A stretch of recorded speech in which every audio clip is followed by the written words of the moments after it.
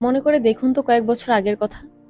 Drawing রুমের বিটিভিতে যখন সংসদ অধিবেশন চলতো, আমরা রিমোট খোঁজার জন্য অস্থির হয়ে যেতাম। সংসদ মানেই ছিল আমাদের কাছে এক প্রকার চরম বিরক্তির নাম। বাবা আর দাদু যখন বিটিভি ছেড়ে সংসদ দেখতো, মনে হতো আর এসব কি দেখে, বোরিং ভাষণ। কিন্তু দৃশ্যপট এখন 180 ডিগ্রি ঘুরে গেছে। যে যুব সমাজ একসময় সংসদ দেখতই না, তারা এখন পরবর্তী অধিবেশন কবে শুরু হবে তার জন্য অধীর আগ্রহে অপেক্ষা করে। সংসদ এখন আর শুধু ড্রয়িং রুমের পুরনো টেলিভিশন সেটে বন্দী নেই। এখন সংসদ মানে social media live streaming, real time comment সেকশনে হাজার মানুষের আড্ডার ভিড় আর তর্ক। 2026-এর নতুন সংসদে আমরা যখন দেখি নাহিদ ইসলাম, হাসনাত আবদুল্লাহ, হান্নান মাসুদের মতো তরুণরা ডাইসের সামনে দাঁড়িয়ে কথা বলছে, তখন আমাদের জেনারেশন আবারও রিমোট খুঁজে। তবে চ্যানেল বদলাতে নয়, বরং টিভির ভলিউমটা বাড়িয়ে দিতে।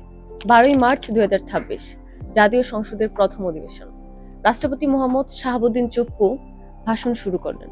শুরু করতে না করতেই সংসদের প্লেকার্ড, সেখানে বড় বড় করে লেখা ছিল, জুলাই আন্দোলনের সঙ্গে গাদ্দারি জনগণ সইবে না। ভাষণ শেষ হওয়ার আগেই স্লোগান দিতে দিতে বিরোধী দলের ওয়াকআউট। ঘটনাটি ঘটার কয়েক সেকেন্ডের মধ্যে তা ছড়িয়ে পড়ে সামাজিক যোগাযোগ মাধ্যমে। কয়েক মিনিটের মধ্যে শুরু হয়ে যায় তর্ক বিতর্ক। সংসদ একসময় যা ছিল কেবল ভারী দেয়ালের ভেতর গম্ভীর কিছু মানুষের আলোচনা, আইন পাশ হতো, বিতর্ক হতো, কিন্তু সাধারণ মানুষের কাছে পৌঁছতে পৌঁছতে তা হয়ে যেত কেবল খবরের কাগজে কয়েকটা মরা লাইন। কিন্তু সময় বদলেছে। সংসদ এখন আর শুধু ঢাকার শেরেবাংলা নগরে সীমাবদ্ধ নেই। এটি এখন প্রতিটি সচেতন নাগরিকের প্রতিদিনের আলোচনার বিষয়। আপনার কি মনে হয়, হাসনাত, নাহিদ বা হান্নান মাসুদের মতো তরুণরা কি পারবে সংসদের এই গুমট পরিবেশটা সত্যি সত্যি বদলে দিতে?